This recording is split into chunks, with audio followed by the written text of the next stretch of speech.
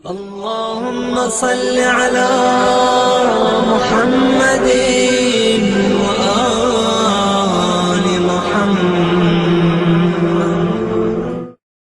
اعوذ باللہ من الشیطان اللعین الرجیم. بسم اللہ الرحمن الرحیم. رب اشرح لی صدری ویسر لی امری واحلل عقدۃ من لسانی یفقہوا قولی. ان اللہ وملائکتہ یصلون علی النبی یا ایھا الذین آمنوا صلوا علیہ وسلموا تسلیما.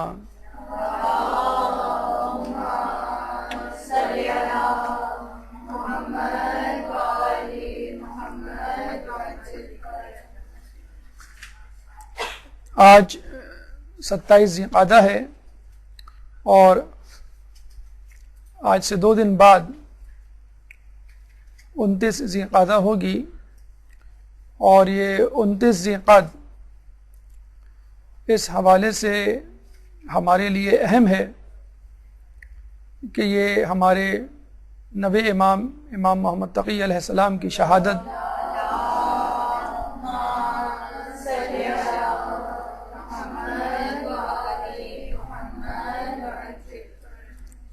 کا دن ہے، اور یہ ہماری ریت ہے، اہل بیت کی سنت ہے، ہماری ثقافت ہے، ہمارے مذہب کا ایک حصہ ہے کہ جب کسی امام کی ولادت یا شہادت آتی ہے تو ہمارے رنگ و انداز بدل جاتے ہیں. اگر غم کا دن ہوتا ہے تو ہم غمگین ہو جاتے ہیں، اور اگر خوشی کا دن ہوتا ہے تو ہم فرط مسرہ سے جھوم اٹھتے ہیں. یہ ایک کم ترین اظہار ہے اپنے تعلق کا اہل بیت سے، کہ اہل بیت کی خوشیوں میں ہم خوش ہیں اور اہل بیت کے غم میں ہم غمگین، کیونکہ ہم ان کے چاہنے والے، ان کے ماننے والے ہیں. لیکن بلند ترین اظہار اس محبت کا یہ ہے کہ ان کے چاہنے والے ان کے نقش قدم پر چلیں، ان کی حیات طیبہ پر عمل کریں. اور یہ اسی وقت ممکن ہے کہ جب ہمارے پاس ان کے بارے میں کما حقہ علم ہو، ان کے بارے میں معلومات ہو، ان کی سیرت طیبہ کے مختلف پہلوؤں سے آشنائی ہو.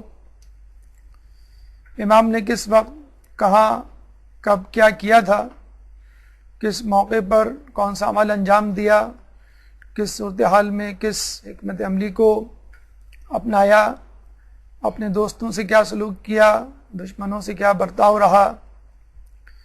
اگر ان تمام باتوں کی معلومات نہ ہو تو پھر ہم ان کے نقش قدم پر چلنے سے عاری ہوں گے. ان کی سیرت طیبہ پہ کس طرح آگاہی حاصل ہو، تو یہ بہترین دن ہے، بہترین ایام، بہترین موقع کہ جب بھی امام کی ولادت یا شہادت آئے تو اس امام سے متعلق، ان کی سیرت طیبہ سے متعلق، ان کے اقوال حکیمانہ سے متعلق فوری طور پر معلومات حاصل کر لی جائے، اور اپنا یہ ٹارگٹ، یہ ہدف بنایا جائے کہ اس قسم کے دروس کو، اس قسم کی مجالس کو جس میں متعلقہ ایام سے مربوط امام کی ولادت یا شہادت منائی جا رہی ہو، اس کو بہت سنجیدگی سے لیا جائے، فقط خیر و برکت کا ذریعہ نہ بنایا جائے بلکہ علم و آگاہی کا ذریعہ بنایا جائے، علم و عمل کا ذریعہ بنایا جائے کہ جو کچھ ہم سن رہے ہیں اس پر ہمیں عمل بھی کرنا ہے. عمل کریں گے تو ہماری معرفت میں اضافہ ہوگا، معرفت میں اضافہ ہوگا تو ایمان مزید پختہ ہوگا. آئیے نبی امام محمد تقی علیہ السلام کی سیرت طیبہ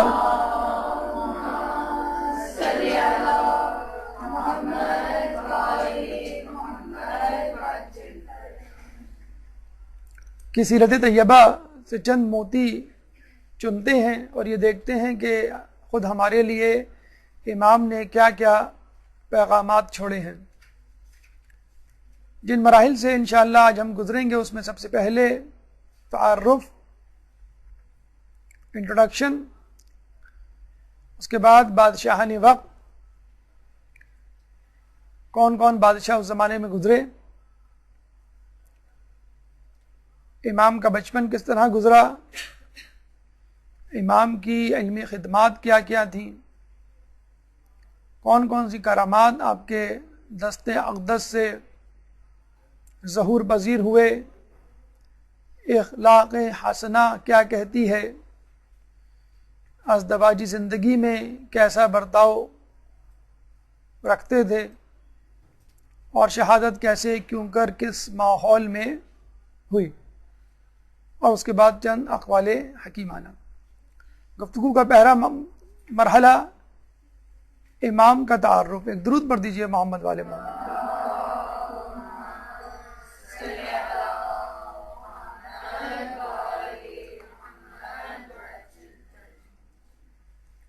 ولادت 10 رجب 195 ہجری 195 ہجری کو ہوئی، اور یہ وہ ولادت تھی کہ جس کا شاید سب سے زیادہ انتظار کر رہے تھے لوگ، کیونکہ آپ کے والد محترم کی عمر 47 ایئرز 47 سال ہو چکی تھی، اور لوگوں کے دلوں میں اشکال پیدا ہو رہے تھے کہ امامت کا سلسلہ اب آگے بڑھنے والا نہیں۔ نہ صرف اشکال آنے والے امام کے بارے میں، بلکہ خود 8ویں امام کے بارے میں اشکال اور شکوک و شبہات شروع ہو گئے تھے کہ یہ کیسے امام ہیں کہ ان کا کوئی بیٹا ہی نہیں، اور ان کی امامت خود مشکوک ہے۔ لیکن جب لوگ کہتے کہ آپ کی کوئی اولاد نہیں، تو امام فرماتے کہ اللہ تعالیٰ جلد مجھے ایک اولاد عطا کرے گا کہ جو ہمارے شیعوں کے لیے باعث فخر ہوگا، اتنا کہ اس سے پہلے کبھی ایسا نہ ہوا۔ آپ کی شہادت 29 ذوالقعدہ 220 ہجری، یوں آپ کی عمر مبارک فقط 25 سال بنتی ہے، اور آپ کو تمام ائمہ میں کم ترین امام ہونے کا شرف حاصل ہے۔ فقط 25 سال میں کیا کیا کارہائے انجام دیے، اور کس طرح لوگوں کو اپنی امامت سے قائل کیا، اس کا تذکرہ انشاءاللہ دوران گفتگو آپ سنیں گے، اور اس طرح یہ سن کر آپ حیران بھی ہوں گے کہ امام نے فقط اتنی سی عمر میں کس طرح ان کاموں کا انجام دیا کہ جن کاموں کو سن رسیدہ بزرگ سوچ بھی نہیں سکتے۔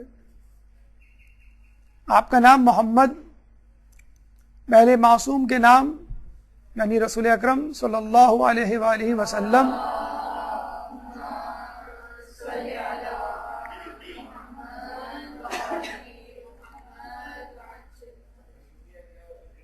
آخری معصوم خود امام زمانہ امام محمد مہدی، اللہم صلی علی محمد وآل محمد۔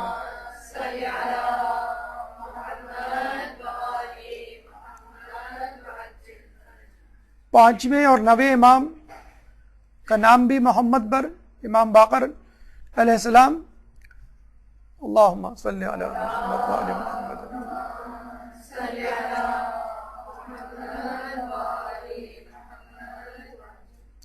تو محمد کے ناموں کی قطار، ایک ہی خاندان میں کئی محمد۔ تو پہلے تو یہ بات ذہن میں رکھ لیجئے کہ اہل بیت کا نام رکھنا خود اہل بیت نے ہمیں سکھایا ہے۔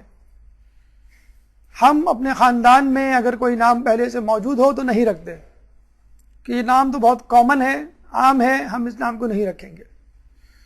اور اہل بیت کیا یہ عالم ہے کہ ایک خاندان تو کیا، ایک ہی گھر میں 2 نام کے علی اکبر، علی اصغر، ایک ہی گھر میں 3 نام کی فاطمہ ہے، فاطمہ صغریٰ، فاطمہ کبریٰ، فاطمہ وسطیٰ۔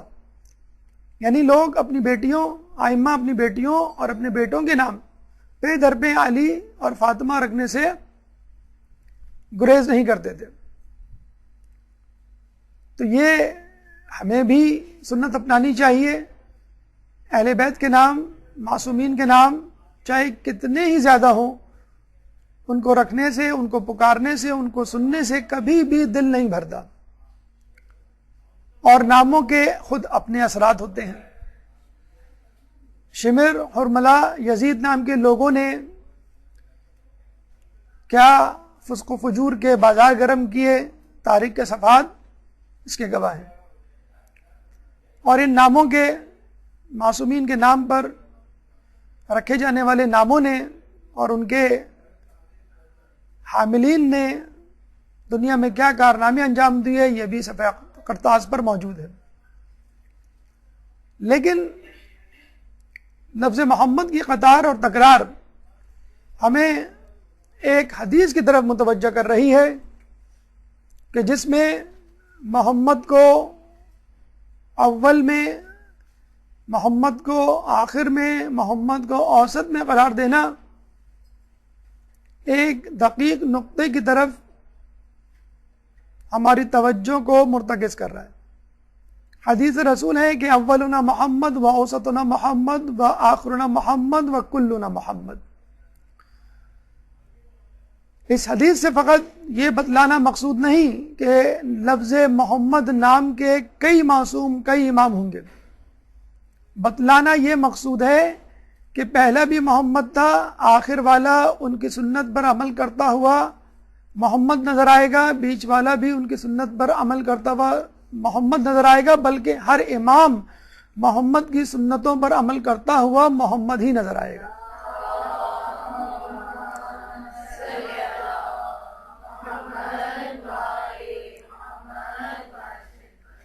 یعنی ہمارے امام فقط نام کے ہی محمد نہیں بلکہ کام کے بھی محمد ہیں. ان کی صورت محمد سے نہیں ملتی بلکہ سیرت بھی محمد کے متشابہ ہے. آپ کی کنیت ابو جعفر ثانی اور ابو علی.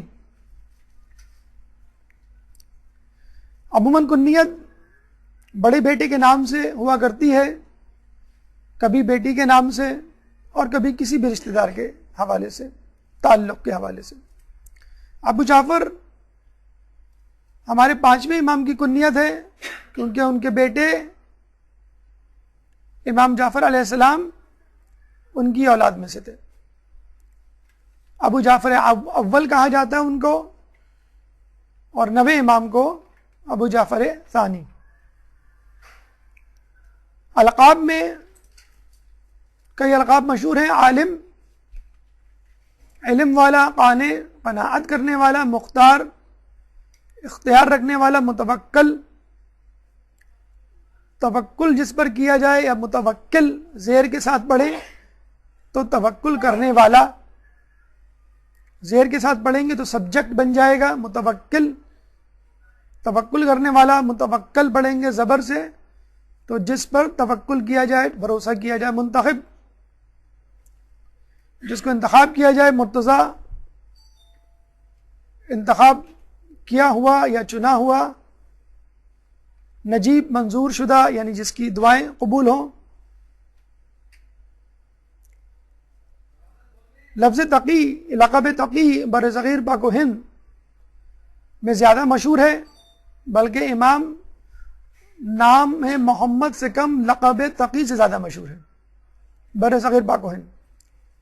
اور اس کی وجہ یہ ہے کہ لفظ تقی تقوی سے نکلا ہے، اور تقوی کا مطلب ہے بچنا، گناہوں سے بچنا، خوف خدا رکھتے ہوئے احتراز کرنا گناہوں سے. یقیناً امام سے بڑھ کر متقی پرہیزگار امام کے زمانے میں کوئی نہیں تھا. ایک اور وجہ یہ بھی ہے ان کو تقی کہنے کی کہ ایک دفعہ آپ مامون کی تلوار سے بچ گئے. بظاہر تو اس کی تلوار نے آپ کے جسم کے ٹکڑے ٹکڑے کر دیے تھے، مگر آپ صبح سویرے اپنے بستر پہ زندہ صحیح سالم پائے گئے. اللہم صلی علی محمد و آل محمد.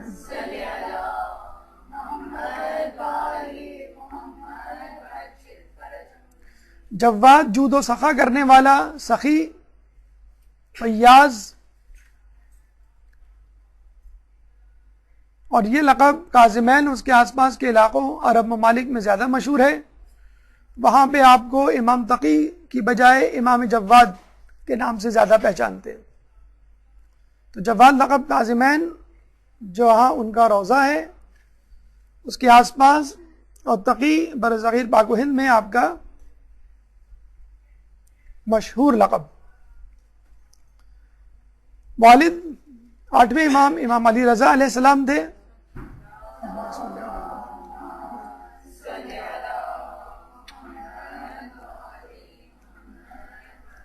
جیسے بتایا گیا کہ امام کی عمر مبارک 47 سال ہو چکی تھی، لاولد تھے.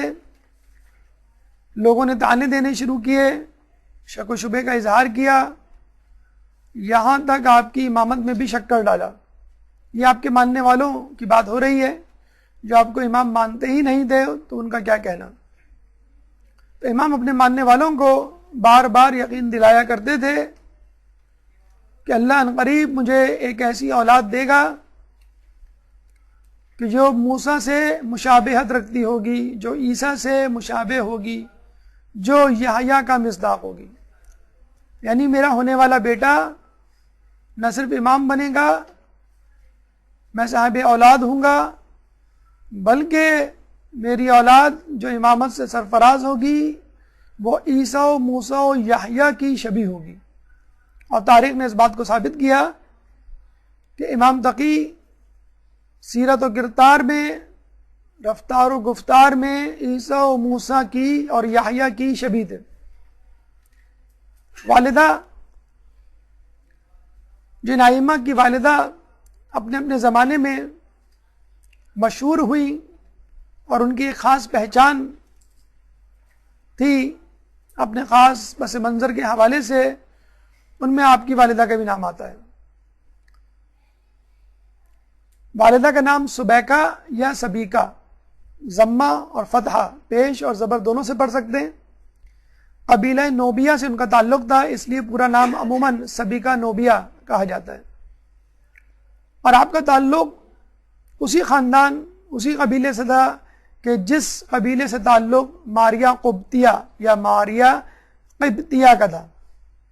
ماریہ قبطیہ رسول اللہ کی زوجہ، پہلے عیسائی تھی اور بیزنٹائن امپائر، بیزنطینہ سلطنت اپنے زمانے میں 6 صدی ہجری میں بڑی مشہور تھی عراق کے آس پاس. اس کا ایک بادشاہ تھا مقوقس، جس کو رسول اللہ نے اسلام کی دعوت دی تھی تو اس نے رسول اللہ کو ہدیے میں یہ کنیز پیش کی تھی. ماریہ قبطیہ کو یہ اعزاز حاصل ہے کہ آپ محبوب ترین ازواج المطہرات بھی شمار ہوتی تھیں، اور جناب خدیجہ سلام اللہ علیہ، اللہم صلی علی محمد وعلی کے بعد رسول اللہ کی بیٹے کی ماں بنی. جناب ابراہیم رسول اللہ کے تیسرے بیٹے جناب ابراہیم ماریہ قبطیہ کے بطن سے تھے. نہ صرف رسول اللہ کے تیسرے بیٹے کی ماں بنی بلکہ جناب ابراہیم صاحبزادہ رسول امام حسین کا فدیہ قرار پائے کہ جب رسول اللہ نے امام حسین کی جگہ اپنے بیٹے ابراہیم کو پیش کیا، کہ جب ان سے کہا گیا کہ تمہیں دونوں میں سے کسی ایک کی قربانی دینی ہے، تو رسول اللہ نے اپنے بیٹے ابراہیم کو اللہ کی راہ میں قربان کر دیا، اللہ کی راہ میں دے دیا، اور حسین کو، حسین مظلوم کو کربلا کے لیے بچا رکھا. اللہم صلی علی محمد.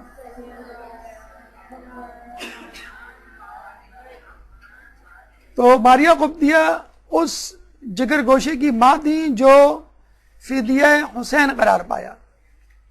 جس قبیلے سے آپ کا تعلق تھا اسی قبیلے سے امام تقی کی والدہ کا بھی تعلق تھا. قبط انگلش میں کوپٹ کہا جاتا ہے. تلفظ کا جو انداز ہے، جو مشابہت ہے، وہ بتلا رہی ہے کہ یہ ایک جیسے الفاظ ہیں. انگلش میں کوپٹ تھے، COPT کوپٹ، عربی میں جا کے قبط بن گئے، اور مؤنث کے لیے قبطیہ استعمال ہونے لگا، مذکر کے لیے قبطی استعمال ہونے لگا. یہ قبیلہ ایجپٹ، مصر اور ساؤتھ افریقہ، نارتھ افریقہ، جنوبی افریقہ میں موجود ہے، اور آج بھی عیسائی دنیا کے سب سے زیادہ عیسائی اسی قبیلے سے تعلق رکھتے ہیں، جن کا مسکن، جن کا آبائی وطن مصر اور نارتھ افریقہ ہے. ان کے دیگر نام جو ہمیں تاریخ میں ملتے ہیں: سوسن، سکینہ یا سکینہ، مریسیہ، درہ. امام آپ کو خیزراں اور ریحانہ کے نام سے پکارا کرتے تھے. آپ کی کنیت ام الحسن تھی. امام کی 2 بیویاں تھیں،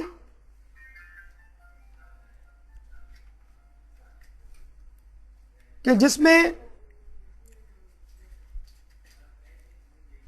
ایک درود پڑھ دیجیے محمد والے محمد.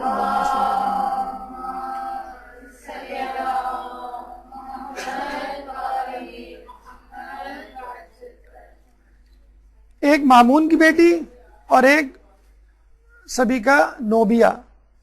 اللہ تعالیٰ نے سبیکہ نوبیہ کو اولاد سے نوازا، اور وہ اولاد جو بعد میں امام بنی. اب آئیے بادشاہان وقت کی طرف کہ آپ کے دور میں کون کون بادشاہان وقت. ایک درود پڑھ دیجیے محمد والے محمد.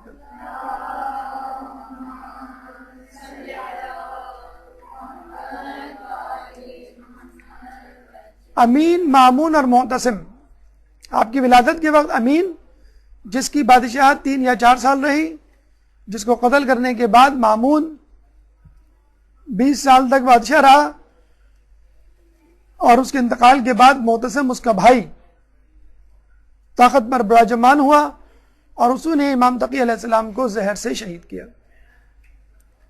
اب آئیے امام کے بچپن کی طرف. ایک درود پڑھ دیں محمد والے محمد.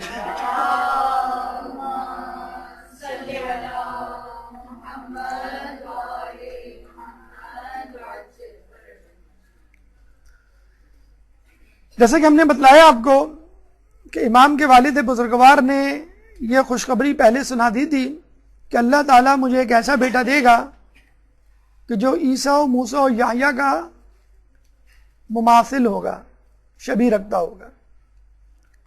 جب آپ کی پیدائش ہوئی تو جن لوگوں کو پہلے ہی 8ویں امام کی امامت میں شک تھا، وہ آپ کی اولاد میں بھی شک کرنے لگے.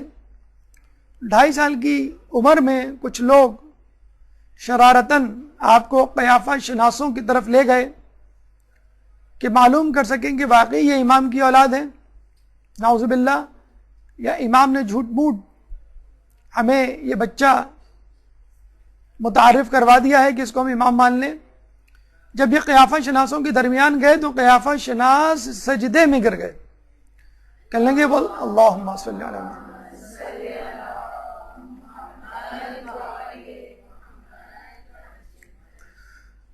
اور کہنے لگے کہ تم کس شخصیت کو ہمارے پاس لے آئے. واللہ یہ بچہ پاک و طاہر ہے، پاک و طاہر صلب سے ہے، اور یہ ذریت رسول اور علی کے علاوہ کسی ذریت سے نہیں ہو سکتا. اس اثنا میں امام جو اس وقت فقط 2.5 سال کے تھے گویا ہوئے اور اپنا پہلا تاریخی خطبہ تعارف کرواتے ہوئے دیا، اور یہ کہا کہ خدا کا شکر ہے کہ اس نے ہمیں اپنے نور سے پیدا کیا، اور اس کے بعد ہمیں امامت کے لیے منتخب کیا، اور ہمیں اپنی وحی کا امین بنایا. میں محمد ابن علی رضا ابن موسیٰ کاظم ابن جعفر ابن محمد باقر ابن علی ابن حسین ابن امیر المؤمنین ابن ابی طالب ہوں، اور ذریت فاطمہ بنت محمد سے ہوں.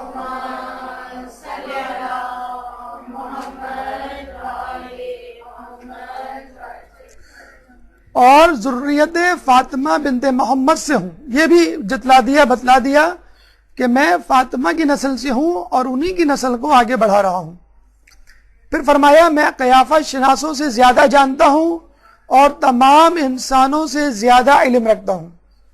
اگر باطل اور گمراہ لوگوں کے حملے کرنے کا ڈر نہ ہوتا اور اس بات کا شائبہ نہ ہوتا کہ اہل شرک و نفاق ہم پر ٹوٹ پڑیں گے، تو میں ایسی باتیں بتاتا کہ اولین و آخرین حیرت میں پڑ جاتے.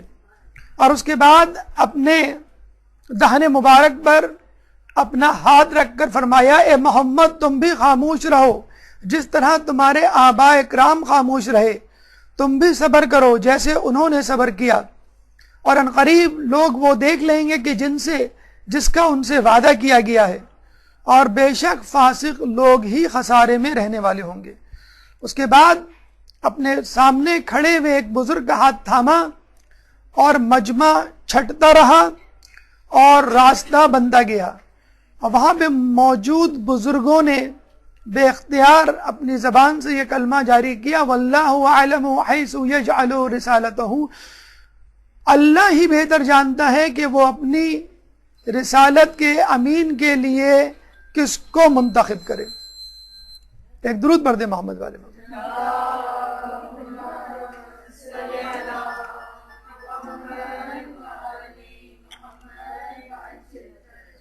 اس کے علاوہ 8ویں امام نے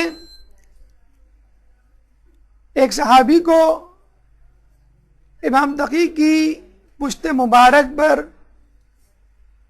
اس مہر کو دکھایا کہ جو ان کے شانے پر 2 شانوں کے درمیان پیٹھ پہ موجود تھی، بالکل اسی طرح جس طرح رسول اللہ کی پشت مبارک پر مہر نبوت موجود تھی.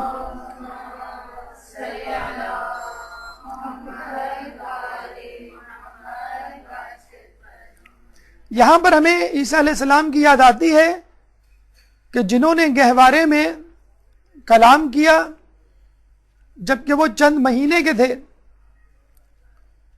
اور لوگوں کو مخاطب کرتے ہوئے یہ کہا قال انی عبد اللہ آتانی الکتاب وجعلنی نبیا. قال انی عبد اللہ، اور انہوں نے کہا کہ بے شک میں اللہ کا بندہ ہوں، آتانی الکتاب، اور مجھے اس نے کتاب دی، وجعلنی نبیا، اور مجھے اس نے نبی بنایا. سورہ مریم آیت نمبر 30، سورہ کا نشان 19، آیت کا نشان 30. تو جب عیسیٰ علیہ السلام چند مہینوں کے ہو کر اپنے نبی ہونے کی گواہی دے سکتے ہیں تو امام 2.5 سال کے ہو کر اپنی امامت کی گواہی کیوں نہیں دے سکتے؟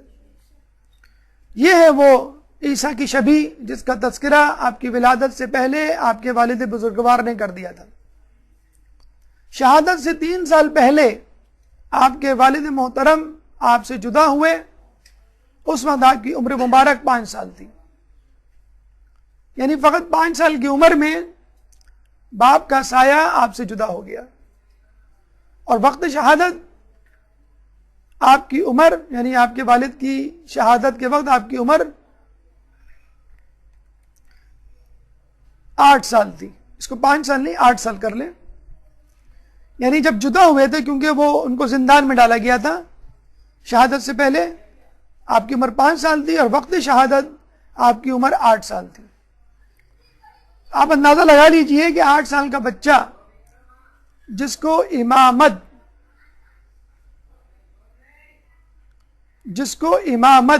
دی گئی ہو، اس نے کس طرح اس امامت کو نبھایا ہوگا. سب سے پہلا کام یا کرامت جو ان سے ظہور ہوئی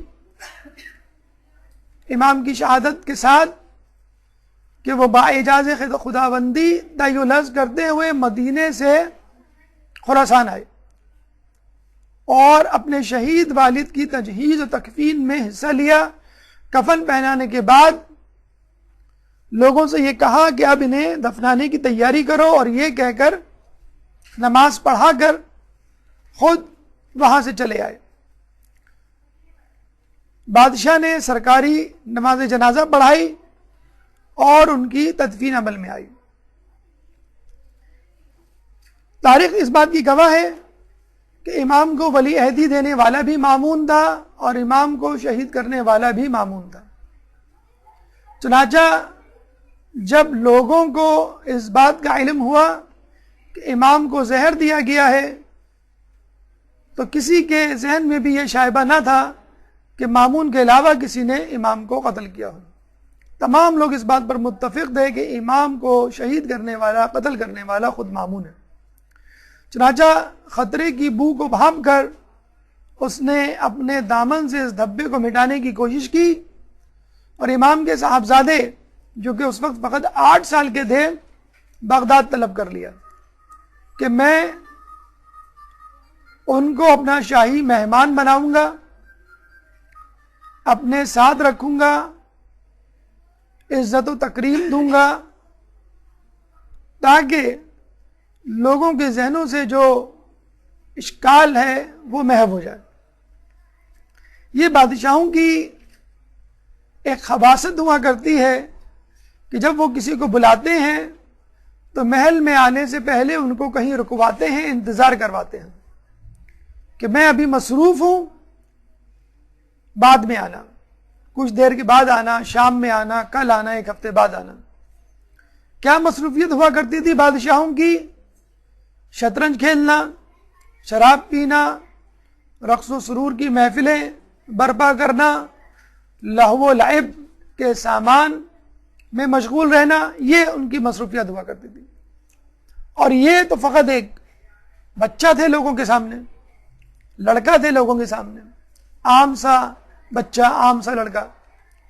تو مامون نے گویا ان کو کسی خاطر میں نہ لانے کا ارادہ کر لیا، اور غالباً یہ بھول گیا یا جان بوجھ کے اس نے ارادتاً ایسا کیا کہ اس اثنا میں وہ شکار کے لیے چل پڑا۔ جب شکار کے لیے نکلا تو راستے میں امام جو اس وقت 8 سال کے بچے تھے اور بچوں کے ساتھ کھڑے نظر آئے۔ باقی بچے کھیل رہے تھے اور امام ان کو دیکھ رہے تھے۔ ہوتا ہے شب و روز تماشا میرے آگے، بازیچہ احتفال ہے دنیا میرے آگے۔ تو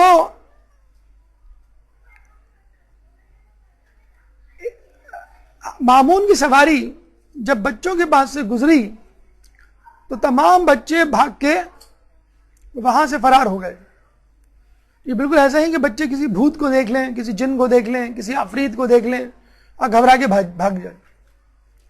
لیکن یہ فرق ہے بادشاہ کی بادشاہت میں اور امام کی امامت میں۔ بادشاہ جسموں پر حکومت کرتا ہے اور امام دلوں پر حکومت کرتا ہے۔ یہاں بادشاہ کو دیکھ کر بڑے تو کیا، بچے ڈر کے مارے بھاگ گئے، اور وہاں جب ہمارے 8ویں امام مدینے سے نکلے خراسان کے لیے تو 24,000 لوگ،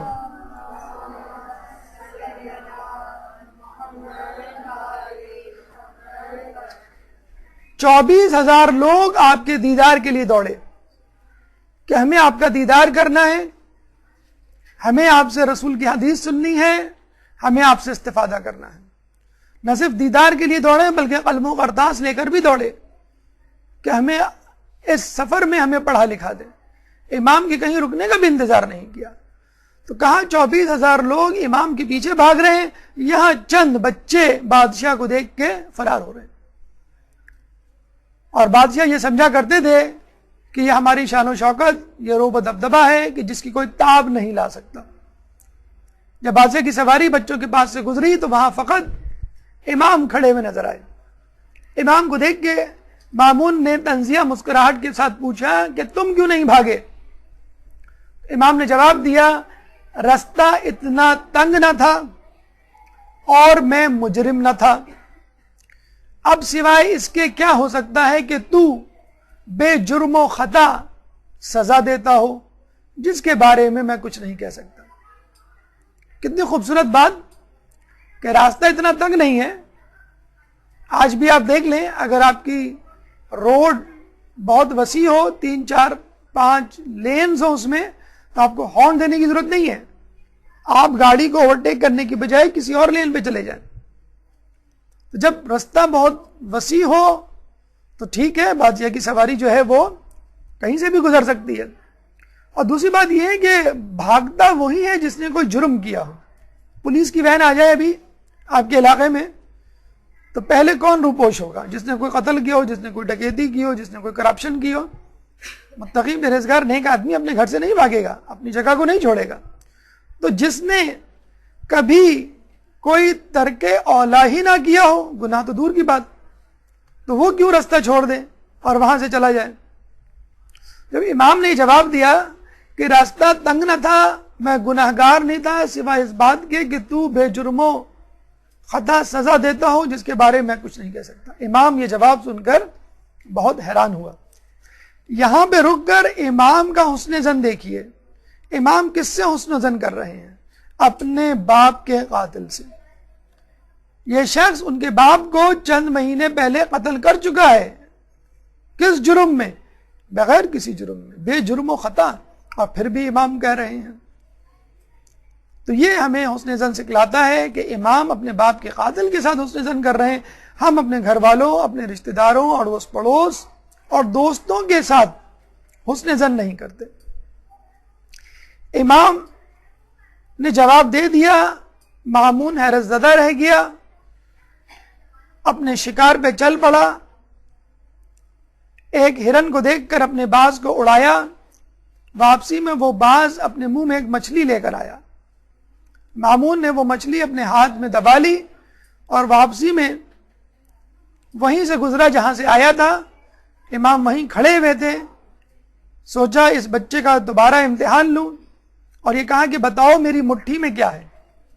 دیکھیں، علمی طور پر کسی کو قائل کرنا اور علمی ہیبت کسی پہ ڈالنا اور بات ہے، اس کے لیے آپ تیاری کر سکتے ہیں. لیکن غیب کی خبر لانا یہ کام آدمی کا کام نہیں. یہ وہی کر سکتا ہے جو منتخب شدہ ہو، جو مرتضی ہو، جو امام ہو. امام نے کہا کہ خدا نے آسمان و زمین کے درمیان دریا پیدا کیے، اس دریا میں مچھلیاں پیدا کی، بادشاہوں کو ذوق شکار دیا، وہ شکار کے لیے نکلے اور اپنے ہاتھ کی مٹھی میں مچھلی کو بند کر کر ہم وحی کے امینوں کا اور ائمہ کا امتحان لیتے ہیں. جب بادشاہ نے پوچھا کہ تم ہو کون، مامون نے کہا کہ تم ہو کون، تو پھر اپنا تعارف کروایا کہ میں امام محمد تقی بن علی رضا علیہ السلام ہوں.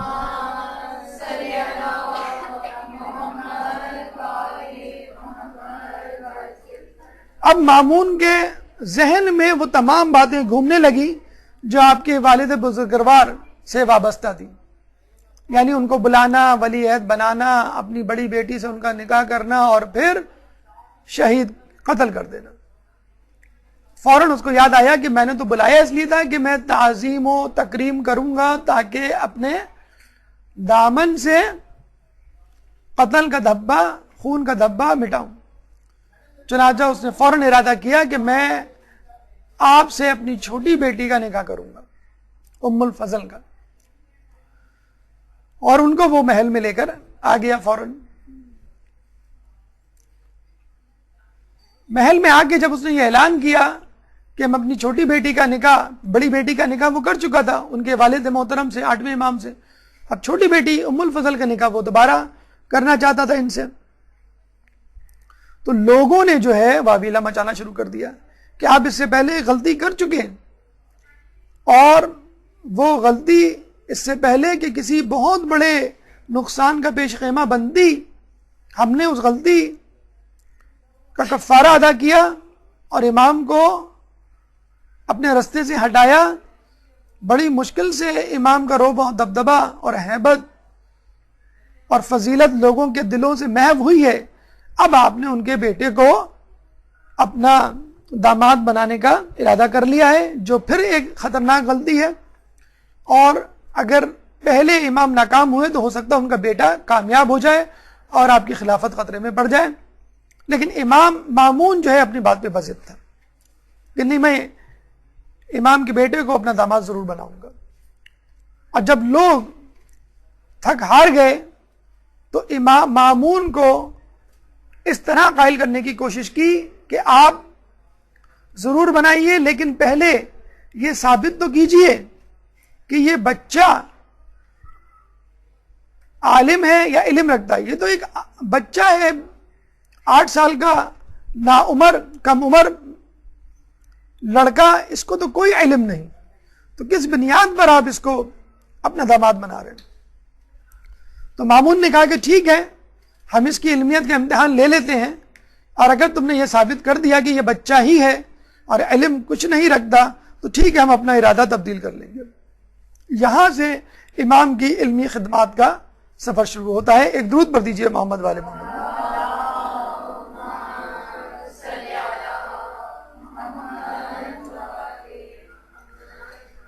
اب یحییٰ ابن اقسم سے ایک مناظرہ ہوا، پہلا ڈسکشن، جب آپ کی عمر مبارک فقط 8 یا 9 سال تھی، اور یحییٰ ابن اقسم جو اس وقت قاضی القضاء تھا، چیف جسٹس تھا، سب سے بڑا عالم دین تھا غیر شیعہ افراد میں، اس کو بلایا گیا کہ تم ان سے کوئی سوال کرو. آپ کو معلوم ہے آپ کے علم دین میں بہت سارے سبجیکٹس ہیں، بہت سارے مضامین ہیں، فقہ ہے، قرآن ہے، تاریخ ہے، عقائد ہے، اخلاقیات ہے. مشکل ترین مضمون، تمام لوگ اس بات پر گواہ ہیں کہ فقہ ہے. خشک ترین، مشکل ترین، ثقیل ترین مضمون فقہ ہے. اور فقہ میں بھی سب سے مشکل موضوع حج کا موضوع ہے. حج سے متعلق مسائل ہیں. حتیٰ کہ کچھ علماء تو حج کے مسائل اس بات کو کہہ کے انکار کرتے تھے بتانے سے کہ ہم حج پہ نہیں جاتے، اس لیے ان علماء سے رجوع کیا جائے جو حج پر آتے جاتے رہتے. پھر حج جیسے موضوع میں بھی سب سے مشکل موضوع کفاروں کا مسئلہ ہے. آپ کو معلوم ہے کہ حج میں جب احرام آدمی پہنتا ہے تو بہت ساری پابندیاں اس پہ عائد ہو جاتی ہیں، بہت سارے حلال کام اس پہ حرام ہو جاتے ہیں. آئینہ نہیں دیکھ سکتا، وہ خوشبو نہیں سونگھ سکتا، لڑائی جھگڑا نہیں کر سکتا، وغیرہ وغیرہ. تو اس نے امام سے کفارے کا مسئلہ پوچھ لیا کہ اگر ایک شخص حالت احرام میں شکار کرے تو وہ کیا کفارہ دے گا.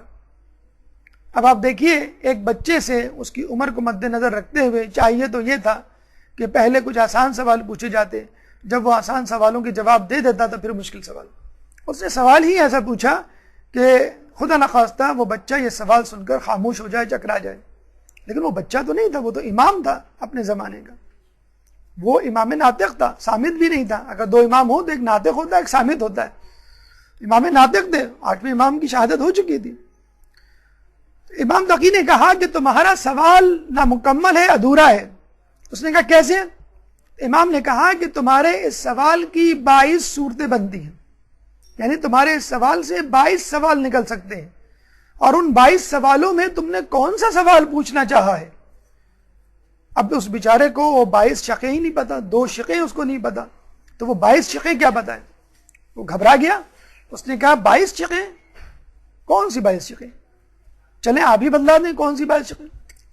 تو امام نے ان شقوں کو بتانا شروع کیا کہ یہ بتاؤ کہ شکار حدود حرم میں کیا گیا تھا، حدود حرم سے باہر کیا گیا تھا.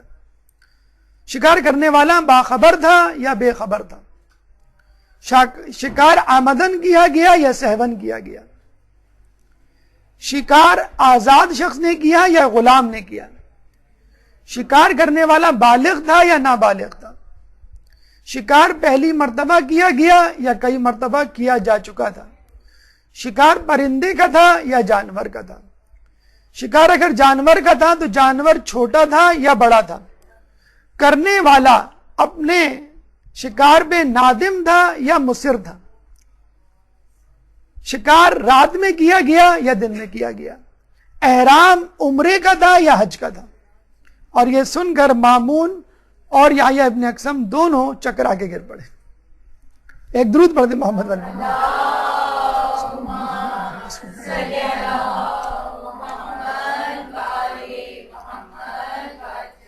اسی وقت مامون نے حکم دیا کہ امام خطبہ نکاح شروع کریں. امام نے خود اپنا خطبہ نکاح پڑھا اور اسی وقت خطبہ نکاح ہوا. خطبہ نکاح کے بعد کھانا ہوا. اس کے بعد مامون نے کہا اب آپ ہی ان شقوں کی تفصیل اور کفارہ جات بتا دیں. پھر امام نے ان کفاروں کو بتانا شروع کیا. اس کے بعد مامون کو ہری ہری سوجی، مطلب بادشاہ وقت تو دونوں کو لڑا کر دونوں فریقین کو خوش ہوا کرتے تھے. ان کو تو کچھ جواب نہ دینا ہے نہ سوال کرنا ہے، وہ کسی کے لینے میں نہ دینے میں. تو انہوں نے کہا کہ امام اس نے آپ سے سوال کر لیا، اب آپ اس سے سوال کریں. اب یا ابن اقسم کہ پریشان کہ مجھے تو سوال کرنا نہیں آتا تو میں ان کے سوال کا جواب کیا دوں گا. اچھا امام چاہتے تو پھر کوئی مشکل سوال کرتے، حج سے متعلق یا ایسا سوال جو بالکل یونیک ہو اور جس سے عموماً لوگوں کا واسطہ نہ ہو. لیکن بادشاہوں کا، وزیروں کا واسطہ کس چیز سے ہوتا ہے؟ شراب، شباب، کباب، بس یہی چیزیں ہوتی ہیں. امام نے اس سے پوچھا یہ بتا وہ کون سی عورت ہے جو ایک مرد پر 4 مرتبہ حلال اور 4 مرتبہ حرام ہوتی ہے؟ اب وہ پھر چکرا کے رہ گیا، کہنے لگا میں تو بتا ہی نہیں سکتا، آپ ہی بتلا دیجئے. تو امام نے کہا کہ اگر کوئی عورت کسی کی کنیز ہو تو وہ ایک شخص پہ حرام ہے. اگر وہ شخص اس کو خرید لے تو وہ کنیز حلال ہے، آزاد کر دے تو پھر حرام ہے، پھر عقد کر لے تو پھر حلال ہے، پھر صیغہ اظہار پڑھ لے یعنی یہ کہہ دے تو میری ماں جیسی تو اس پہ پھر حرام، کفارہ دے دے تو پھر حلال، طلاق دے دے تو پھر حرام، اور رجوع کر لے تو پھر حلال. تو چنانچہ امام کے سوال اور جواب سے پورا دربار مکمل طور پہ مطمئن ہو گیا کہ یہ لڑکا نہ صرف داماد بننے کے لائق ہے بلکہ خود مامون کی جگہ بیٹھنے کے لائق ہے، جیسے خود ان کے والد بزرگوار کے بارے میں کہا جا چکا تھا. ایک درود پڑھ دیں مامون.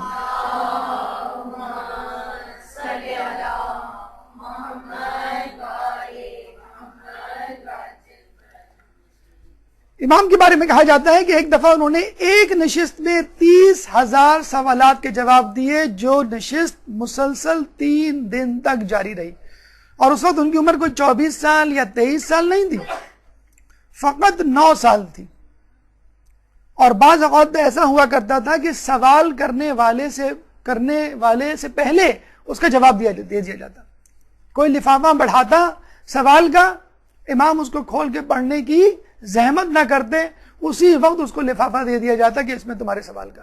یہ بتلا رہا ہے کہ امام فقط کسبی علم کے حامل نہیں تھے بلکہ وہ وہبی علم کے حامل تھے. ان کا علم اللہ کی طرف سے تھا. ان کا علم دنیاوی علم نہیں تھا کہ جو لوگوں سے لیا جائے، کہ جس کے لیے پہلے آپ کو سوال معلوم ہو اس کے بعد جواب. اس کے بعد امام کی کرامات، اس کا تذکرہ انشاءاللہ 5 منٹ کے وقفے کے بعد. ایک درود پڑھ دیجئے محمد والے محمد میں.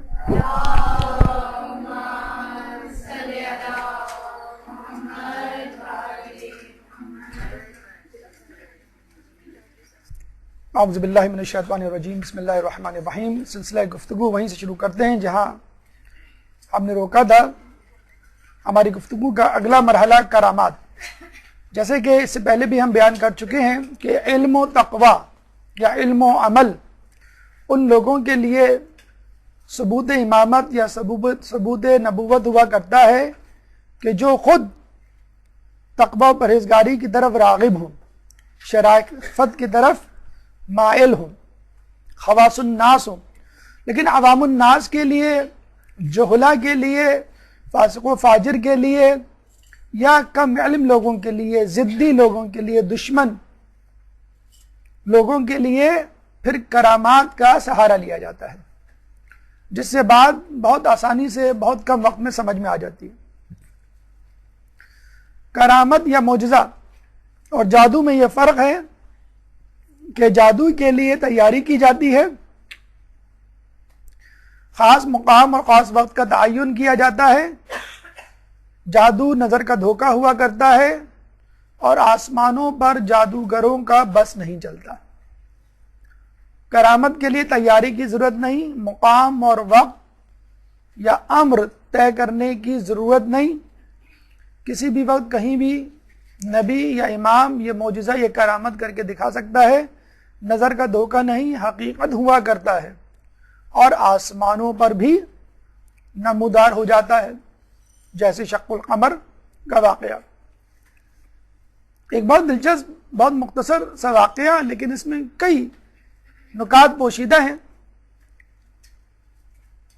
ہم اپنے زمانے میں یہ سمجھتے ہیں کہ شاید یہ ہمارے زمانے کا فسانہ، من گھڑت بات ہو، میتھ جسے کہتے ہیں انگلش میں، کہ لوگ شیعوں کے گھر کا پانی نہیں پیتے، شیعوں کے گھر کھانا نہیں کھاتے۔ عجیب و غریب غیر شیعہ افراد میں یہ بات مشہور ہے کہ شیعہ حضرات شاید کچھ ملا کے دے دیتے ہیں۔ کچھ لوگوں نے اس سے بڑھ کر یہ کہا کہ تھوک کے پلاتے ہیں۔ ایک ہم نے پڑھے لکھے ڈاکٹر دوست سے جب اس بارے میں پوچھا تو ہمیں یہ توقع تھی کہ بہتر جواب ملے گا۔ اس نے کہا یار کہہ تو نہیں سکتے، لیکن ہم نے سنا ہے، ہماری فلاں پھپھو بتایا کرتی تھی، وہ کسی پڑوس میں جایا کرتی تھی، وہ شیعہ تھے، وہ ان کو روزانہ پان کھلایا کرتی تھی۔ ایک دفعہ ان کی غیر موجودگی میں جب پان کھول کے دیکھا تو کتے کے ساتھ چوہے کی مینگنیاں بھی۔ تو لوگوں نے ایسی ایسی عجیب باتیں مشہور کر رکھی ہیں کہ یہ کیوں ہیں باتیں مشہور کر رکھی کہ اگر آپ اول تو کسی شیعہ سے دوستی کرنی ہی نہیں ہے، راہ و رسم بڑھانا ہی نہیں ہے، رشتے ناتے تو بہت دور کی بات، اگر دوستی ہو جائے جیسے کلاس میں، بزنس میں، آفس میں، مجبوری میں، تو زیادہ دیر نہیں بیٹھنا۔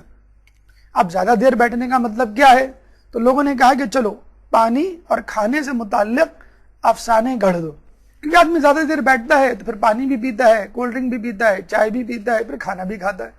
تو جب آپ ان پہ یہ پابندی لگا دیں گے کہ شیعوں کے گھر کا پانی اور کھانا نہیں کھانا، نہ پانی پینا، تو وہ زیادہ دیر بیٹھنے کی نوبت نہیں آئے گی۔ جب زیادہ دیر نہیں بیٹھو گے تو اظہار خیال نہیں ہوگا، تبصرہ تذکرہ نہیں ہوگا، مناظرہ نہیں ہوگا، گفت و شنید نہیں ہوگی، ایک طرف کا نظریہ دوسری طرف منتقل نہیں ہوگا۔ اس لیے اس قسم کے افسانے گڑھے گئے۔ یہ امام کے زمانے میں بھی افسانے تھے، یہ فقط ہمارے برصغیر پاک و ہند کے شاخصانے نہیں، اس زمانے کے افسانے ہیں۔ محمد بن علی ایک شخص دشمن اہل بیت کسی طرح، جسے کہتے ہیں کہ بائی چانس، کسی اور کے ساتھ امام کے گھر میں وارد ہوا، کسی دوا کو استعمال کیا کرتا تھا بیماری کے سبب، جس کی وجہ سے اس کو پیاس بہت لگتی تھی۔ اس کو اتنی شدید پیاس لگی، لیکن اس کے باوجود اس نے امام سے پانی نہیں مانگا کہ شیعوں کے گھر کا پانی نہیں پینا چاہیے۔ شیعوں کے گھر کا پانی اتنا خطرناک ہے تو ان کے امام کے گھر کا پانی کیسا ہوگا؟ امام نے اس کی اس ضرورت کو بھانپ لیا اور فوراً اپنے غلام کو کہا کہ ایک گلاس پانی لے کر آؤ۔ جب وہ پانی لے کر آیا، غلام تو بے تابانہ شدت پیاس کو برداشت نہ کر سکا اور وہ پانی پی گیا، اور اس کے بعد یہ حیران بھی ہوا کہ شیعوں کے امام کو میرے دل کا حال کیسے پتہ چل گیا۔ یہاں پر ہم صرف یہ کہیں گے کہ ہم ان لوگوں کے ماننے والے ہیں کہ جو اپنا لعاب یعنی تھوک کنویں میں ڈالیں تو پانی شیریں ہو جائے، چشم میں لگائیں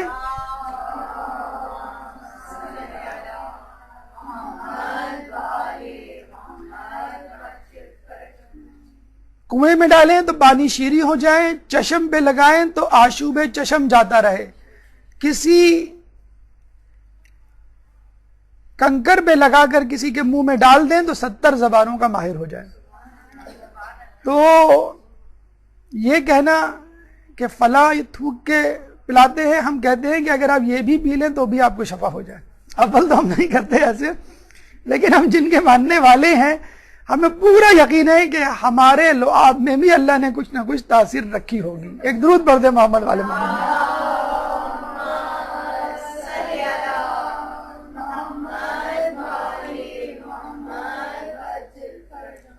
ایک شخص زیدی عقیدے کا حامل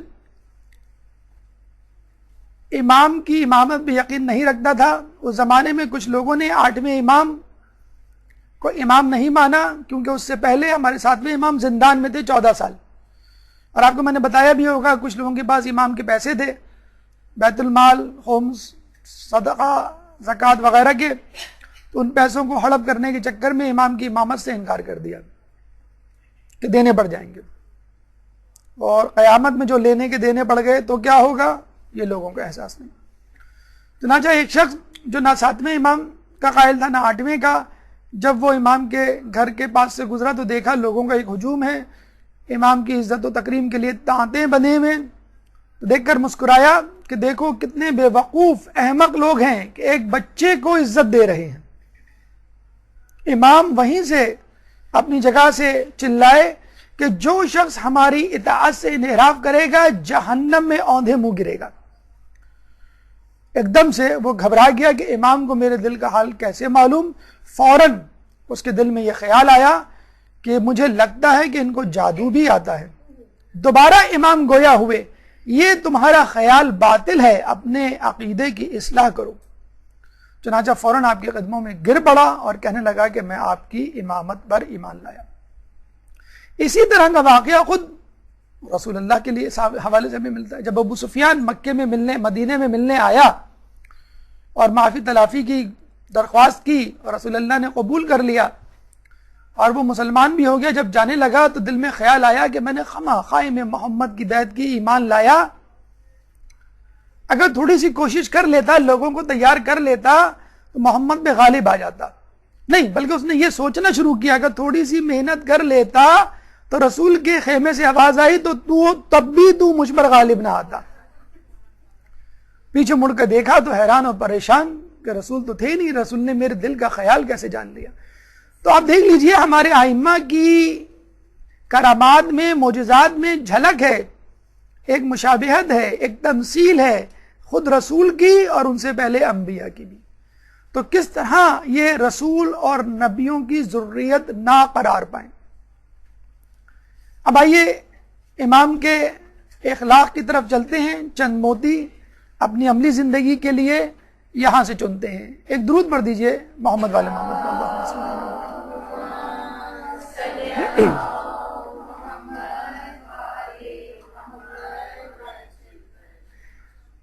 اس دور کے بادشاہ امام کو ستانے میں, امام کو پریشان کرنے میں, امام کو نعوذ باللہ راہ حق سے ہٹانے میں کوئی دقیقہ فروغ گزاشت نہیں کرتے تھے. جو حربہ ملتا وہ استعمال کرتے اور کسی طرح امام کو بے عزت کرنے کی فکر میں رہتے, نعوذ باللہ. 7ویں امام کے بارے میں ہم نے پڑھا کہ زندان میں عورتوں کو بھیجا گیا, کس طرح وہ ان کو گناہ کی طرف مائل کریں. امام تقی کے لیے 100 عورتوں کو منتخب کیا گیا کہ جن کے ہاتھوں میں ساغر و پیالے ہوتے, جو امام کے ارد گرد گھومتی اور امام عبادت میں مصروف ہوتے, اور وہ چاہتے کہ امام اپنی عبادت سے توجہ ہٹائیں اور امام ان کو نظر اٹھا کے نہ دیکھتے. ہم یہاں بچوں کو کہتے ہیں کہ ٹی وی بند کر دو, اپنی نظروں کی حفاظت کرو, کوئی آواز ہمیں آ جائے تو ہماری نظر, ہماری توجہ جو ہے وہ فوراً جو ہے منتشر ہو جاتی ہے. آج کل کے نوجوانوں کو اس بات سے سبق حاصل کرنا چاہیے کہ یہ فقط آج کل کے دور کا فتنہ نہیں ہے. انٹرنیٹ ہے, میڈیا ہے, موبائل ہے, اور اب سڑکوں پہ لگے سائن بورڈز ہیں کہ جو بیچارہ انٹرنیٹ, ٹی وی اور دیگر مقامات سے بے حجاب عورتوں سے استفادہ نہ کرتا ہو, وہ اگر باہر نکلے تو سائن بورڈ سے استفادہ کرے. اور وہ ماشاءاللہ ہوتے بھی اتنے اونچے اونچے ہیں, لگتا ہے کہ آسمان سے کوئی گری ہے اور سائن بورڈ پہ اٹکی ہے. لوگ سمجھتے ہیں شاید یہ میرے حصے کی حور تو نہیں, نظر اٹھا کے دیکھ لوں تھوڑی دیر کے لیے, شاید مجھے پکار لے. تو نعوذ باللہ یہ آپ دیکھ لیجئے ایک ایک سائن بورڈ کا جو کرایہ جو ہم نے آج سے 20 سال پہلے سنا تھا 3,000 روپے پر ڈے, 3,000 پر ڈے, آج کیا اس کا کرایہ ہوگا. تو ہمارے اعتراف میں بے حجابیت, فحاشیت عروج پر ہے کہ کسی طرح انسان کو اپنے رستے سے ہٹایا جائے. اور جو ہم سنتے ہیں نا کہ دجال جب آئے گا تو ایک ہاتھ میں بے حجاب عورتیں, دوسرے ہاتھ میں موسیقی کے آلات. یہ جو فتنے ہیں یہ اس وقت بھی موجود ہیں. اس وقت آپ دیکھ لیں پوری دنیا میں یہی 2 فتنے ہیں. ٹی وی سے آپ یہ 2 چیزیں نکال لیں, چاہے وہ چائے کا اشتہار ہو, چاہے وہ موبائل کا اشتہار ہو, چاہے وہ کسی چیز کا اشتہار ہو, یہ 2 چیزیں آپ نکال دیں تو رہ کیا جاتا ہے. پہلے لوگ جب ڈرامے آتے تھے تو دیکھتے تھے, جب وقفہ آتا تھا تو اٹھ کے چلے جاتے تھے. اب جب جو ہے ڈرامہ آتا ہے تو اٹھ کے چلے جاتے ہیں, اشتہار آتے ہیں تو بیٹھے رہتے ہیں. یہ مطلب لوگوں کا حال ہو گیا ہے. تو یہ حربے پرانے حربے, آج کل کے حربے نہیں ہیں، اور آنے والے دور میں بھی یہی حربے ہوں گے، یہی دو حربے ہوں گے کہ جن کو کیش کیا جائے گا۔ اب وہ زمانہ آ گیا ہے کہ ان بے حجاب عورتوں کو باقاعدہ سفیر بنایا جاتا ہے، ان کو بڑے بڑے کاموں میں نمائندگی دی جاتی ہے کہ آپ جو ہے غربت دور کریں، آپ جو ہے وہ جہالت دور کریں، آپ جو ہے لوگوں کے درمیان جو ہے وہ مصالحت کروائیں۔ تو یہ فتنہ پہلے بھی تھا، یہ آزمائش پہلے بھی تھی، آج بھی ہے اور آنے والے دور میں بھی ہوگی۔ اس کے لیے ہمیں پہلے سے تیار ہونا چاہیے۔ جب امام پر بادشاہ کا زور نہیں چلا تو امام کو اپنے دربار میں طلب کیا اور وہاں پہ ایک میوزیکل کنسرٹ منعقد کروایا۔ ابھی آپ کے یہاں انچولی میں کسی گراؤنڈ پہ میوزیکل کنسرٹ ہو جائے، کچھ نہ کچھ نہیں تو لوگ فقط دیکھنے کے لیے پہنچ جائیں، دیکھیں تو کون آیا ہے۔ تو اس زمانے کا جو مشہور سنگر تھا، پاپ سنگر تھا یا کلاسیکل سنگر تھا، مخارق نام تھا اس کا، اس کو بلایا، اس کو کہا کہ تم موسیقی بجاؤ۔ عورتیں پھر موسیقی، یعنی جو فسق و فجور کا ماحول ہو سکتا ہے وہ بادشاہ نے وہاں پہ روا رکھا۔ امام بیٹھے رہے، ان کی نظریں نیچی رہیں، اپنی عبادت میں مصروف رہے، اور ایک دفعہ جب بدتمیزی عروج پر ہو گئی، یعنی مامون اور وہ جو دیگر افراد ہیں جنہوں نے رکنے کا نام نہیں لیا، تو امام نے نظر اٹھا کے اس شخص یعنی مخارق کو کہا کہ اے بوڑھے شخص، بلکہ یہ کہا کہ اے بڑی داڑھی والے شخص۔ اس زمانے میں داڑھی رکھنا فیشن تھا، لوگ جو ہے داڑھی رکھ کے سارے کام کیا کرتے تھے۔ تو آج کل تو یہ ہوتا ہے کہ داڑھی والوں سے یہ توقع کی جاتی ہے کہ وہ گناہ نہ کریں، اس زمانے میں ایک وہ ثقافت تھی۔ تو اے بڑی داڑھی والے شخص، کیا تجھے خوف خدا نہیں؟ یہ سنتے ہی مخارق کے ہاتھ سے تمبورا، جو اس زمانے کا گٹار ہوا کرتا تھا، وہ گر گیا اور ہمیشہ کے لیے اس کا حاج فالج زدہ ہو گیا۔ اب دیکھیے ہمارے امام میں یہ طاقت ہے کہ اگر پہلے سے فالج گرا ہو تو دعائے مشلول سکھا کر فالج صحیح کر دیں، دور کر دیں، ہاتھ صحیح کر دیں، اس کو دور کر دیں۔ اور یہ بھی طاقت ہے کہ ایک صحیح ہاتھ کو فالج زدہ بنا دیں۔ یہ ہے ہمارے ائمہ میں مشابہت، اولنا محمد و اوسطنا محمد و آخرنا محمد۔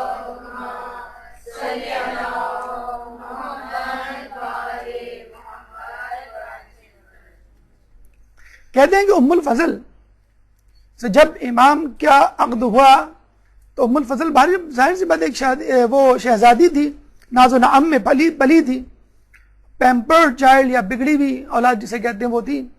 امام کے ساتھ جب مدینے جانا پڑ گیا تو اس کو وہ سادہ سی زندگی، تقوی سے بھرپور زندگی، مطلب ایک تو وہ زمانہ تھا کہ جب کسی نے بی بی فضہ سے کہا کہ تمہاری جنت تو پکی، تم بڑی خوش قسمت ہو، تو اس نے کہا اے بدبخت، اہل بیت کی کنیزی کے بعد کس کو جنت کی پڑی ہے؟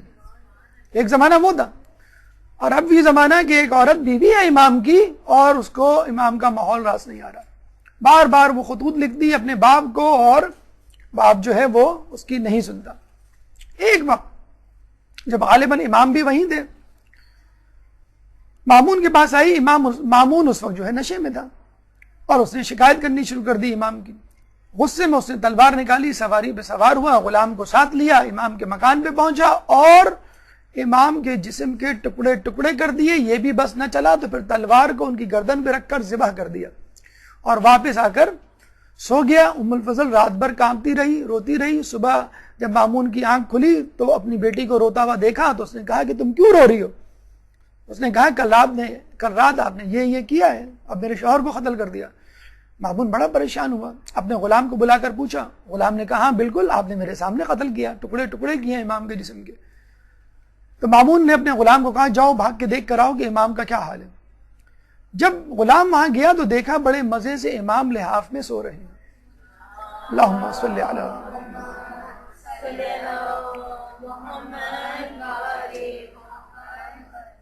امام کو بیدار کیا کہ زندہ ہے یا نہیں، امام کو اٹھایا اور پھر مزید تصدیق کرنے کے لیے کہا کہ آپ کی قمیض میں لینا چاہتا ہوں تبرکن، کہ تاکہ اپنے ساتھ رکھوں، اپنے ساتھ مرنے کے بعد قبر میں لے جاؤں، کہ میرے لیے وسیلہ مغفرت بن جائے۔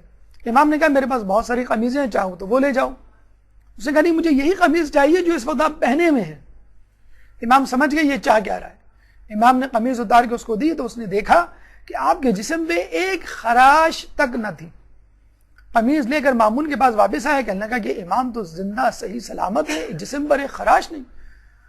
تو مامون جو ہے اور چکرا گیا, اور اس نے اپنے ایک دوست کو بہت سارے تحفے تحائف درم و دینار دے کے بھیجا کہ جاؤ امام سے کہو کہ مجھے معاف کر دے.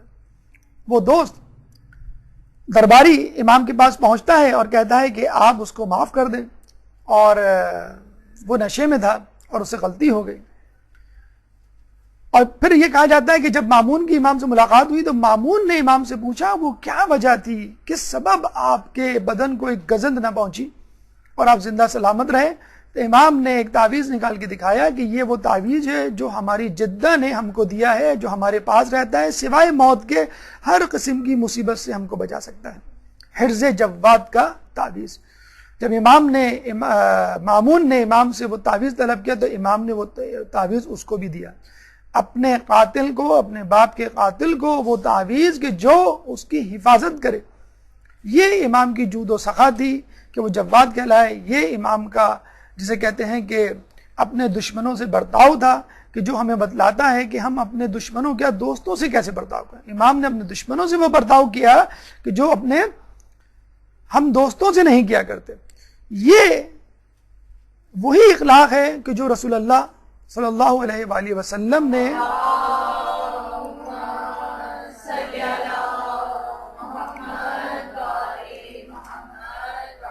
اپنے دشمنوں سے روا رکھا کہ آج تک لوگ یہ نہیں فیصلہ کر پائے کہ کون رسول کا دشمن تھا, کون رسول کا دوست.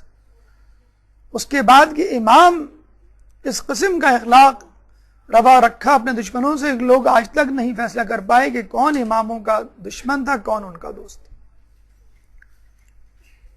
اب آئیے امام کی ازدواجی زندگی سے متعلق چند گزارشات. ایک درود پڑھ دیجئے محمد والے محمد پر.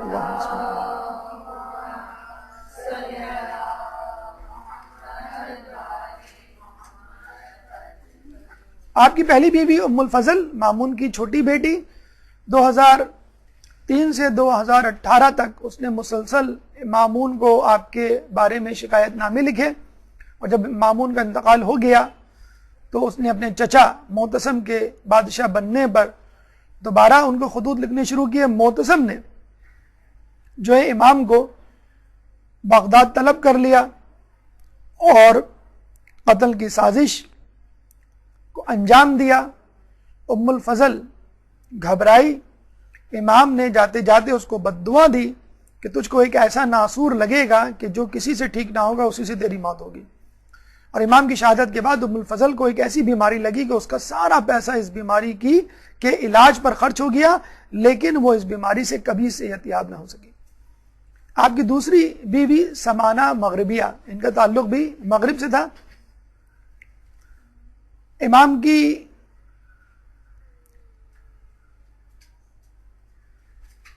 امام کے والد ہے یہ, امام کے والد امام نقی امام کے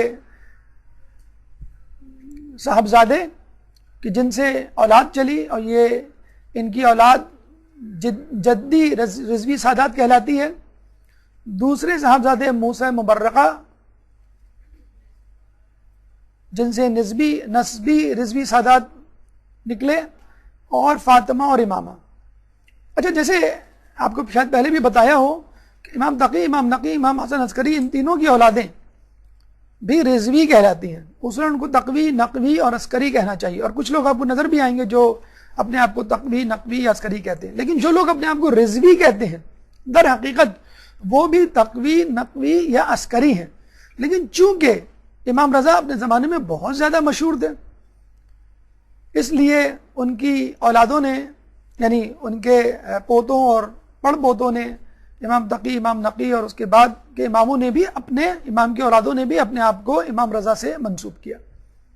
تو جو خود امام نقی کی اولاد سے تھے تو وہ جدی رضوی سادات کہلائے, کیونکہ ان کے جد یعنی امام تقی اور ان کے والد امام رضا ان کی نسبت سے اپنے آپ کو جوڑتے ہیں.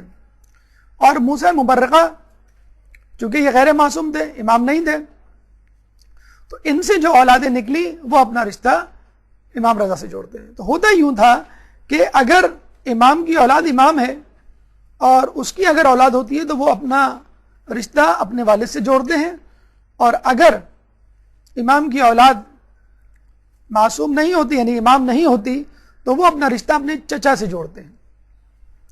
تو یہ نسبی رضوی سادات کہلائے.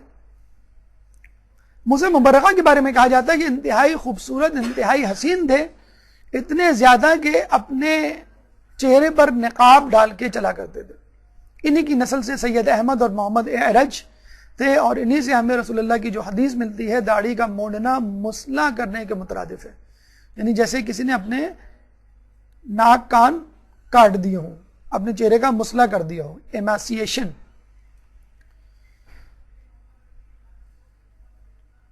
تو یہ مثل حسن یوسف ہوا کرتے تھے اپنے زمانے میں. ان کے بارے میں ہمیں یہ بھی ملتا ہے کہ ایک دفعہ بادشاہ نے ان کو طلب کیا اور ان سے وہی شرارت کرنے کا فیصلہ کیا مامون نے کہ جو امام سے کیا تھا کہ ان کو موسیقی کی محفل میں بلایا جائے اور ان کو ناچ گانے سنوائے جائیں، ان کو بہکایا جائے، نعوذ باللہ. تو جب جانے لگے تو امام نے کہا کہ تم جا تو رہے ہو لیکن موسیقی کی محفل میں جانا تمہیں نصیب نہیں ہوگا، یعنی تمہیں یہ نوبت ہی نہیں آئے گی. تو ان کو کچھ اطمینان ہوا. جب وہ بغداد گئے تو مامون نے ان کو کہیں رکوایا اور اس دوران ہی مامون کا انتقال ہو گیا. تو وہ اس محفل میں جانے ہی سے جسے کہتے ہیں کہ بچ گئے. امام کی ایک اور بہن ہمیں ملتی ہیں حکیمہ خاتون، جن کی قبر مبارک سامرہ میں ہے اور جن کے بارے میں کہا جاتا ہے کہ انہوں نے امام زمانہ کی ولادت میں اہم کردار ادا کیا. اللہم صلی اللہ.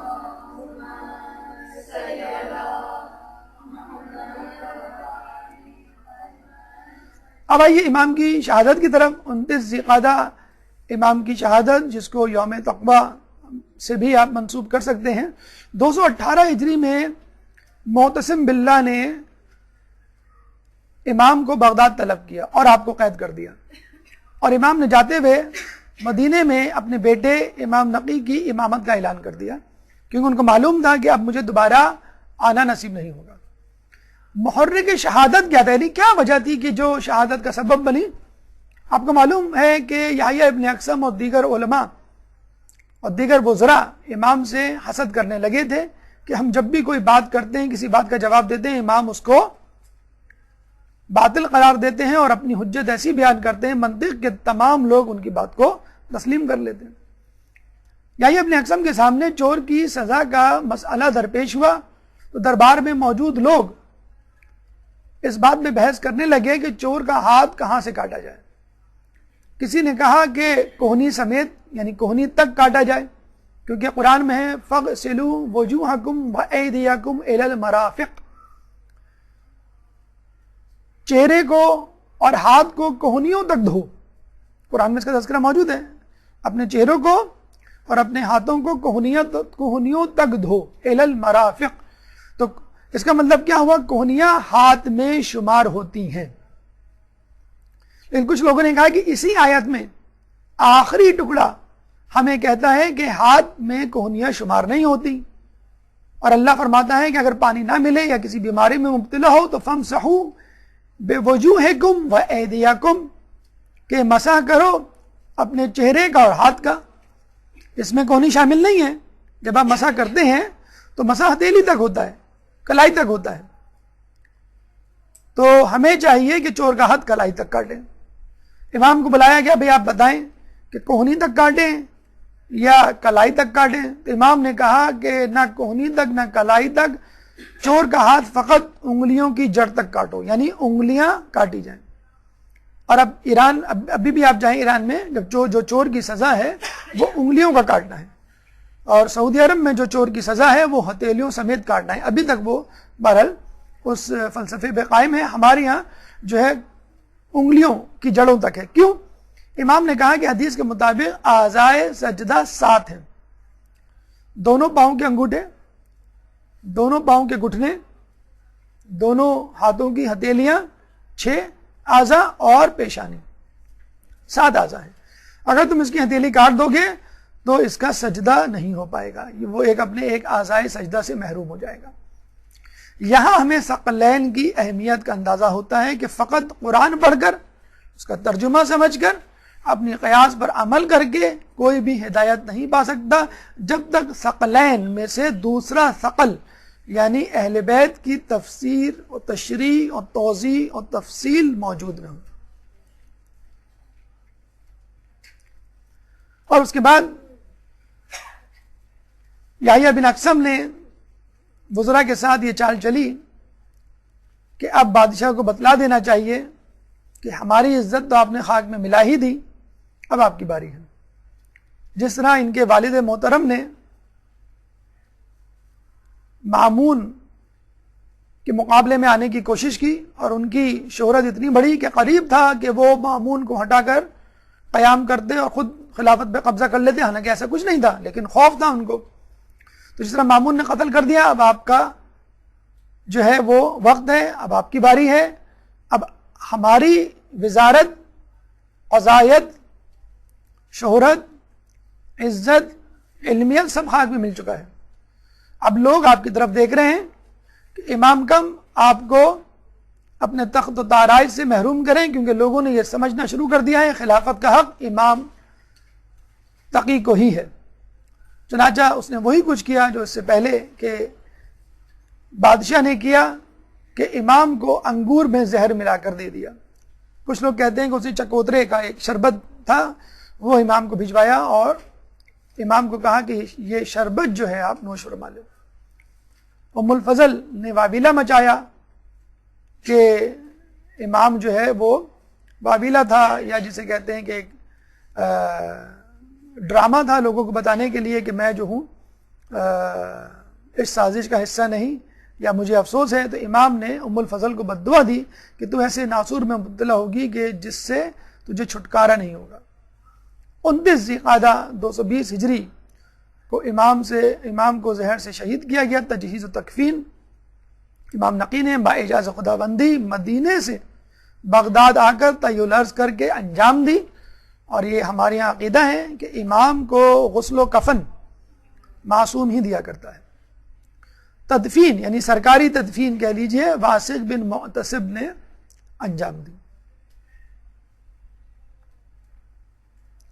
اور یہ ہوا کرتا تھا کہ پہلے امام کی جو ہے وہ تجہیز و تفکین اور نماز جنازہ امام پڑھا دیا کرتے تھے، اور پھر بادشاہ آ کر اعلان کیا کرتے تھے کہ اب ہم نماز جنازہ پڑھائیں گے اور ان کی تدفین کریں گے سرکاری طور پہ. یعنی سرکار کا ان کی شہادت یا موت پہ موت میں کوئی ہاتھ نہیں ہے.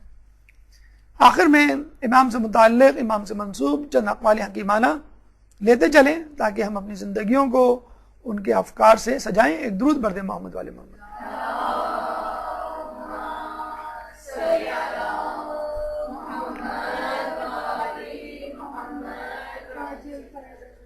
امام فرماتے ہیں کہ مومن کی عزت اسی میں ہے کہ لوگوں سے بے نیاز رہے. اسی طرح کی حدیث دیکھیں، اگر آپ تھوڑا سا غور و خوض کریں ہر امام کی سیرت طیبہ پر تو یقین کیجئے امام کی رفتار میں، گفتار میں، سیرت و کردار میں، نشست و برخاست میں، روز و شب، میدان جنگ یا گھر، ہر جگہ ہر وقت امام میں کوئی نہ کوئی شبیہ ہمیں ضرور نظر آتی ہے دوسرے امام کی، رسول اللہ کی یا اس سے پہلے انبیاء کی. اور ہمیں یقین ہو جاتا ہے جس طرح انبیاء منتخب ہوئے اس طرح امام بھی منتخب شدہ ہیں، کیونکہ ان کی سیرت میں بھی شباہت ہے، ان کی کرامات میں بھی شباہت ہے، ان کے اقوال میں بھی شباہت ہے. رسول کے پاس چند افراد آئے جانے کے وقت، کہنے لگے کہ ہمیں کوئی ایسی نصیحت کیجئے کہ جو فقط دنیاوی ہو، دین سے اس کا کوئی تعلق نہ ہو. کتنے عجیب لوگ ہوا کرتے تھے، کتنی عجیب نصیحت کی درخواست. رسول اللہ نے کیا کہا کہ دیکھو کبھی کسی سے کوئی چیز نہیں مانگنا. کتنی خوبصورت.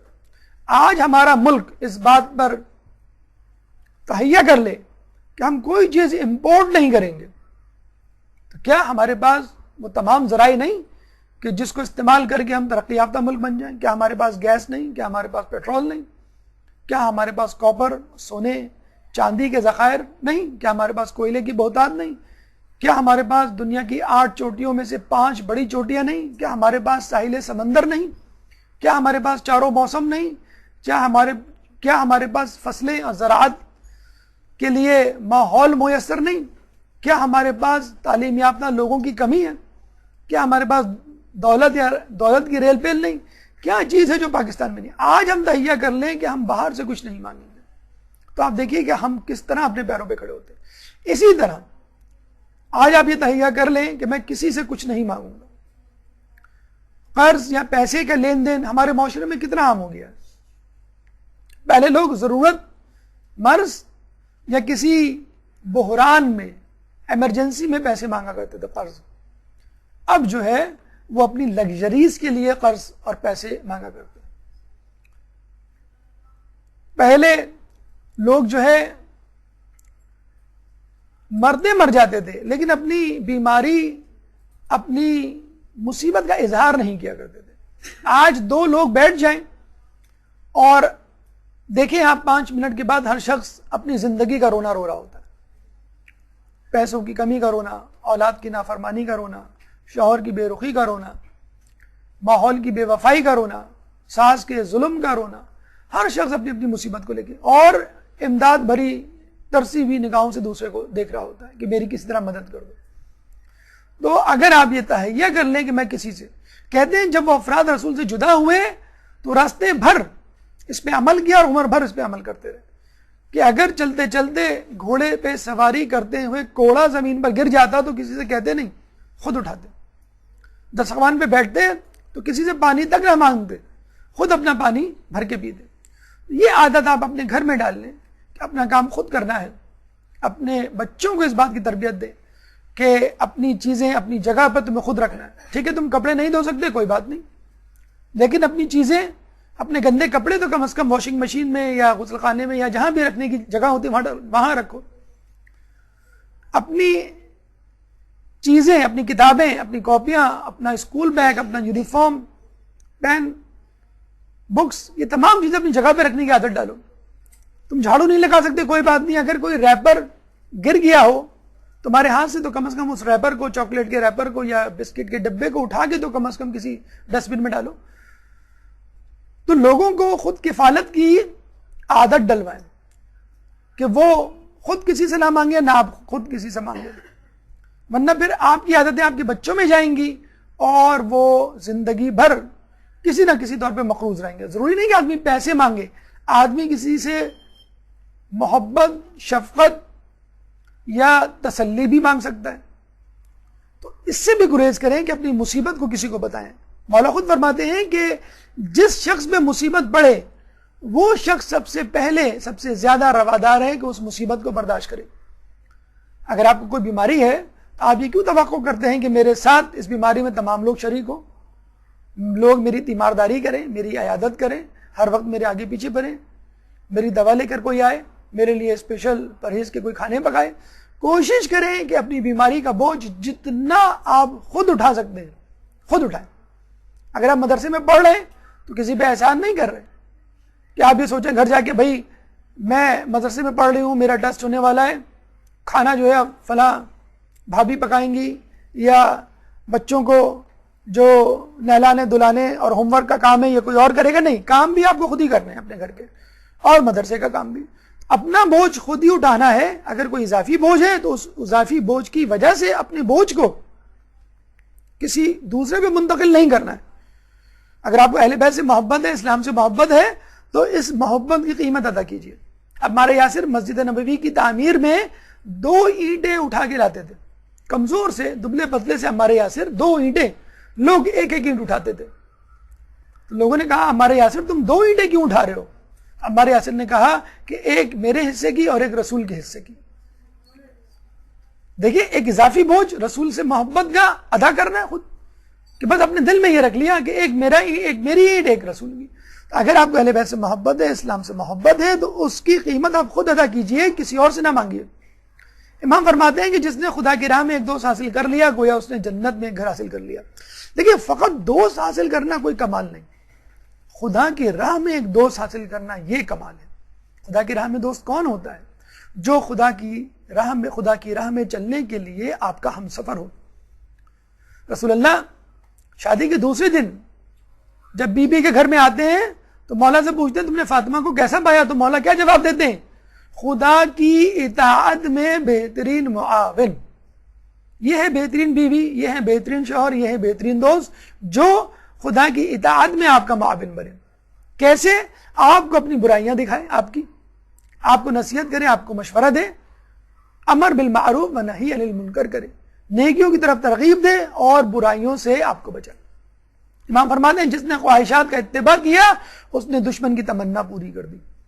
ایک اور جگہ ہمیں ملتا ہے دشمن سے بہترین انتقام اپنی نیکیوں میں اضافہ کر کے کرو. یہ ہے انتقام. آپ کہتے ہیں نا کہ بغیر شیعہ افراد جو ہیں ہمارے دشمن ہیں، امام بارگاہوں پہ حملے ہو رہے ہیں، ٹارگٹ کلنگز ہو رہی ہیں، ہم سے نفرت کا اظہار کیا جا رہا ہے. اب آپ کیا اس کے بدلے میں آپ بھی ٹارگٹ کلنگ کریں گے، آپ بھی بم کے دھماکے کریں گے، آپ بھی کیا نفرت کے ساتھ جنیں؟ آپ اپنی نیکیوں میں اضافہ کریں، آپ اپنے حجاب کو مضبوط بنائیں، آپ داڑھی رکھیں، آپ نمازوں کا اہتمام کریں، آپ روزے رکھیں، خوش اخلاقی کا مظاہرہ کریں، آپ جو ہے گناہوں کو ترک کریں اور اچھے انسان بنیں کہ لوگ کہیں کہ تم کس کے ماننے والے ہو، تمہارا مذہب کیا ہے، وہ کون سی طاقت ہے جو تمہیں صراط مستقیم پر قائم رکھی ہوئی ہے. تو یہ صفات پیدا کر کے آپ اپنے لیے جنت کی راہ بھی ہموار کریں گے اور اپنے دشمن سے بھی انتقام لیں گے اور اس کی تمنا ادھوری رہ جائے گی، یعنی آپ کو نیست و نابود کرنے والی. اور ویسے بھی خواہشات کا ارتکاب کرنے والا لغزشوں سے محفوظ نہیں رہ سکتا. دیکھیں خواہشات جائز بھی ہوتی ہیں، ناجائز بھی ہوتی ہیں. مثلا آپ کو اچھا کھانے کی جو ہے خواہش ہے، اچھے کپڑے کی خواہش ہے، اچھے گھر کی خواہش ہے، اچھی سواری کی خواہش ہے، اچھی چیزوں کا حامل ہونا، ان کی خواہش کرنا کوئی بری بات نہیں، لیکن ہر خواہش کے پیچھے بھاگنا یہ انسان کو اندھا کر دیتا ہے. پیسے کی دوڑ، مادیت پرستی کی دوڑ، گھر میں بہترین فرنیچر، پردے، کارپیٹ، ٹی وی، کمپیوٹر، آسائش زندگی سے گھر کو بھر دینے کی بھوک انسان کو پاگل کر دیتی ہے، اندھا کر دیتی ہے. پھر مرد حرام و حلال میں تمیز نہیں کرتا، نہ آپ اپنے شوہر سے پوچھتی ہیں کہ یہ پیسہ کہاں سے آ رہا ہے، نہ شوہر یہ فکر کرتا ہے کہ یہ حلال ہے کہ حرام ہے. اسی لیے روزوں کا جو حکم دیا گیا اسی لیے دیا گیا ہے کہ جب تم حلال سے بچ پاؤ گے تو حرام سے خود بخود بچ جاؤ گے. آخر میں امام فرماتے ہیں دل سے خدا کا قصد کرنا اعمال میں بدن کو تکلیف دینے سے زیادہ بہتر ہے. اس لیے ہم کہتے ہیں نیت زیادہ اہم ہے بنسبت عمل کے. اگر نیت اچھی ہوگی، عمل میں کوئی نقص ہے تو وہ معاف کر دیا جائے گا، لیکن عمل میں نقص ہے، عمل بہت خوب ہے، نیت ہی نہیں ہے آپ کی اس کام کو کرنے کی، تو پھر وہ عمل قبول نہیں ہوگا. یہ گفتگو امام کے حوالے سے اپنے اختتام کو پہنچی. اگر امام سے متعلق اس گفتگو سے موضوع سے متعلق آپ کے ذہن میں کوئی سوال ہے تو آپ کر سکتے ہیں. قبل از سوالات بھرپور صلوات. يا مولا